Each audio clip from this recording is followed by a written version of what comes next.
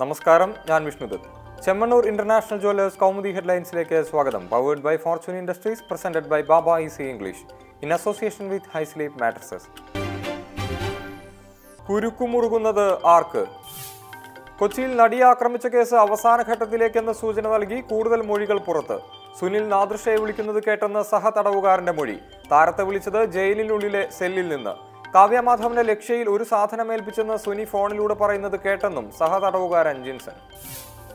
ഇയാൾ കോടതിയിൽ നൽകിയ രഹസ്യമൊഴിയിൽ ദിലീപിനും നാദൃഷയ്ക്കുമെതിരെ ചില കാര്യങ്ങൾ പറഞ്ഞതായും സൂചന. പൾസറിന് ഇരുവരുമായും ചില ഇടപാടുകൾ ഉണ്ടായിരുന്നതായും നാദൃഷയുമായി സംസാരിച്ചത് പ്രതിഫലത്തെക്കുറിച്ചെന്നും മൊഴി. എന്നാൽ ഇരുവരും തമ്മിൽ ഇതു സംബന്ധിച്ച് തർക്കങ്ങൾ ഉണ്ടായിരുന്നില്ലെന്നും ജിൻസൺ. കൃത്യം നടത്തിയതിനു ശേഷം പൾസർ സുനി ജയിലിൽ നിന്ന് നാദൃഷയെ 3 തവണ ഫോണിൽ വിളിച്ചെന്ന് അന്വേഷണ സംഘം.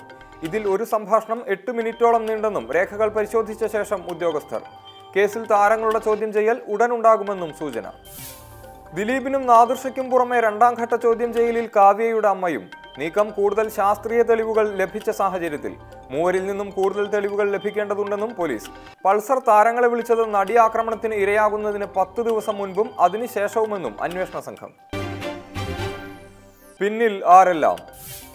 നടി ആക്രമിക്കപ്പെട്ട കേസിൽ വീഡിയോ ദൃശ്യങ്ങൾ പോലീസിന് ലഭിച്ചുവെങ്കിലും വ്യക്തതയില്ലെന്ന് റിപ്പോർട്ട്. നടിയുടെ പരാതിയിൽ പറയുന്ന ദൃശ്യങ്ങളാണോ എന്നത് ആധികാരികമായി തെളിയിക്കാൻ സാധിക്കുമോ എന്നതിൽ വിശദ പരിശോധന. അവ്യക്ത ദൃശ്യങ്ങളെങ്കിലും വീഡിയോയിൽ ഒരു സ്ത്രീയുടെ കരച്ചിലുണ്ടെന്നും അന്വേഷണ സംഘം. അതിനിടെ പൾസർ സുനിയുടെ മൊഴിയുടെ അടിസ്ഥാനത്തിൽ കാവ്യമാധവന്റെ വസ്ത്രസ്ഥാപനത്തിൽ നിന്ന് പിടിച്ചെടുത്ത CCTV ദൃശ്യങ്ങൾ ശാസ്ത്രീയ പരിശോധനയ്ക്ക് അയച്ച അന്വേഷണ സംഘം. കടുത്ത നടപടികളിലേക്ക് കടക്കും മുമ്പ് തെളിവുകൾ ആവർത്തിച്ച് പരിശോധിച്ച് ഉറപ്പുവരുത്താൻ ഉദ്യോഗസ്ഥ തലത്തിൽ തിരക്കിട്ട ചർച്ചകൾ. കേസിൽ അവസാനഘട്ട അന്വേഷണം നീങ്ങുന്നത് കൃത്യം നടന്നതിന് ശേഷം പൾസർ സുനിക്കും സുഹൃത്തുക്കൾക്കുമിടയിൽ പ്രവർത്തിച്ച കണ്ണികളിലേക്ക്.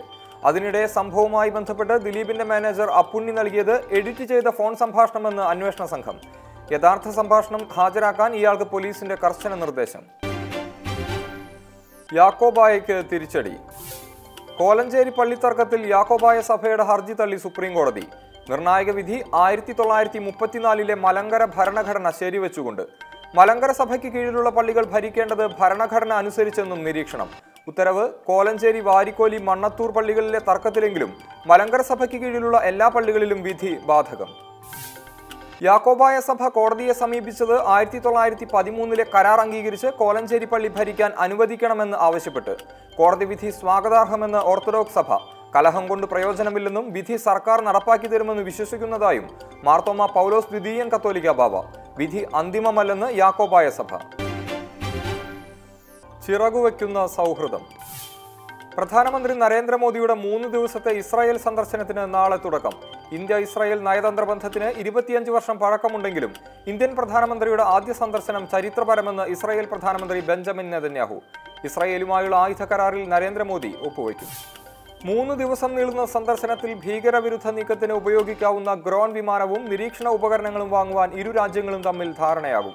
മോദിയുടെ ഇസ്രായേൽ സന്ദർശനം പ്രതീക്ഷ നൽകുന്നതെന്ന് ഇന്ത്യൻ വിദേശകാര്യ മന്ത്രാലയം.